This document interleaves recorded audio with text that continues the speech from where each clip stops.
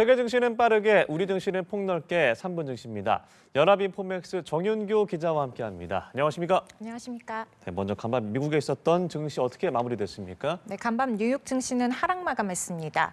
미국의 소매 부문을 대표하는 월마트가 실망스러운 실적을 내놓으면서 투자 심리에 악영향을 미쳤습니다. 예. 3대 지수 보겠습니다. 다우지수는 전장보다 1.01% 밀리면서 장을 마쳤고요.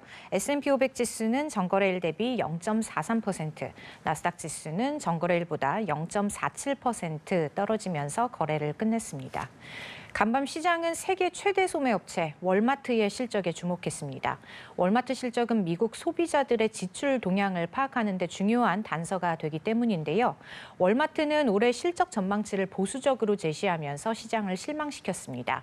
월마트는 올해 매출이 3에서 4%, 영업이익이 3.5에서 4.5% 증가할 것으로 내다봤고요. 예. 모두 시장 전망치를 밑도는 수치였습니다. 네. 월마트 주가는 간밤 6.5% 급락했고요. 경쟁업체인 코스트코도 2.6% 밀려났습니다. 네, 월마트의 실적 전망이 소비가 침체되는 것이 아니냐라는 두려움으로 이어진 것 같은데요.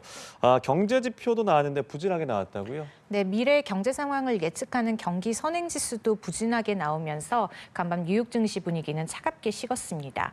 미국 경제 분석기관 컨퍼런스 보드는 1월 경기 선행 지수가 전월 대비 0.3% 하락한 101.9를 기록했다고 발표했습니다. 작년 12월에는 0.1% 상승했지만 감소세로 전환한 거고요. 시장 전망치도 밑돌았습니다. 소비자들의 미래 경기 전망이 악화한 점이 주요 하락 요인으로 작용했고요. 지난주 미국의 주간 신규 실업보험 청구 건수도 5천 명 증가한 것으로 나타나면서 경기 둔화에 대한 불안감을 자극했습니다. 연방준비제도 인사들은 도널드 트럼프 2기 행정부의 정책 불확실성을 우려했는데요. 오스틴 굴스비 시카고 연방준비은행 총재는 트럼프 행정부의 관세 정책으로 코로나 때만큼 심각한 공급 충격이 발생할 수 있다고 지적했습니다. 예, 그렇군요. 종목별로 흐름도 한번 살펴보죠.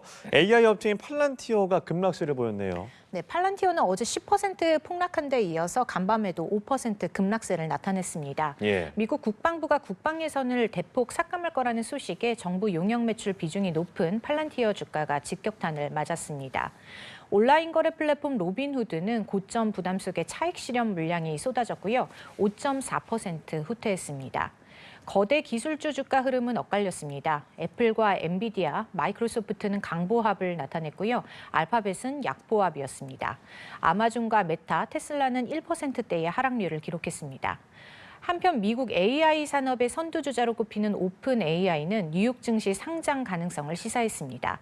오픈 AI의 사라 프라이어 최고 재무 책임자는 외신 인터뷰에서 회사의 상장 여부에 대한 시장의 관심이 크다면서 회사가 가진 잠재력 덕에 성장률에 걸맞는 밸류에이션을 달성할 수 있었다고 말했습니다. 예, 다음으로 국내 증시도 짚어보도록 하겠습니다. 코스피 어제 어떻게 마무리됐습니까? 네, 코스피는 8거래일 만에 하락하면서 2,650대에서 장을 마쳤습니다. 코스피 종가는 전장 대비 0.65% 내린 2,654.05로 집계됐습니다. 외국인과 기관이 매도 우위를 보이면서 지수를 끌어내렸고요. 개인은 3천억 원 정도 순매수했습니다. 지수가 지난 7거래일 연속 상승세를 이어온 만큼 어제는 단기 급등에 따른 피로감에 차익 실현 매물이 나왔고요. 트럼프 미국 대통령이 한 달 안에 자동차와 반도체, 의약품, 목재 등에 대한 관세를 부과하겠다고 밝힌 가운데 관련주는 약세를 보이면서 지수 상단을 제한했습니다. 삼성전자는 0.5%, SK하이닉스는 3% 밀려났고요. 현대차와 기아는 각각 0.5%씩 빠졌습니다. 네, 그동안 트럼프 수혜주로 꼽혔던 이 조선주 급락을 했는데 이유가 뭐였을까요? 네, 조선주는 증권가의 투자 의견 하향이 잇따르면서 하락했습니다.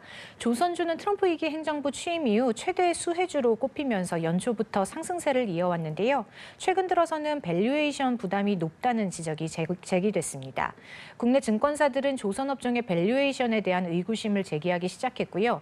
미국 연방정부에서 국방비 삭감을 추진하고 있다는 소식도 전해지면서 조선주의 하방 압력은 더 커졌습니다. HD 현대중공업은 12% 급락했고요. 하나오션은 7%, HD 한국조선해양은 9% 주저앉았습니다. 삼성중공업과 HD 현대미포는 7%대, HJ중공업은 10%대로 내려앉았습니다. 네, 그리고 중국의 한알령이 올해 해제될 가능성에 중국 관련주는 급등했다는 소식이네요. 네, 어제는 중국의 한한령이 8년 만에 해제될 수 있다는 보도가 나오면서 중국 관련 수혜가 예상되는 종목들이 대거 올랐습니다. 이르면 5월 중국 정부 차원에서 한한령이 전면적으로 해제될 수 있다는 소식이 전해졌고요. 엔터테인먼트 업체 주가는 최대 수혜주로 꼽히면서 급등했습니다. 판타지오와 NSENM, YG플러스는 상한가를 기록했고요. YG 엔터테인먼트는 13%, SM과 큐브 엔터테인먼트는 각각 5%씩 뛰어올랐습니다. 중국 매출 비중이 높은 화장품 회사들의 주가도 껑충 뛰어올랐는데요. 토니머리는 17% 치솟았고요. 한국 화장품 제조는 9%, LG 생활건강은 6% 올랐습니다. 네, 오늘 말씀 여기까지 들어보겠습니다. 3분 증시 연합인포맥스 정윤교 기자와 함께했습니다. 고맙습니다. 고맙습니다.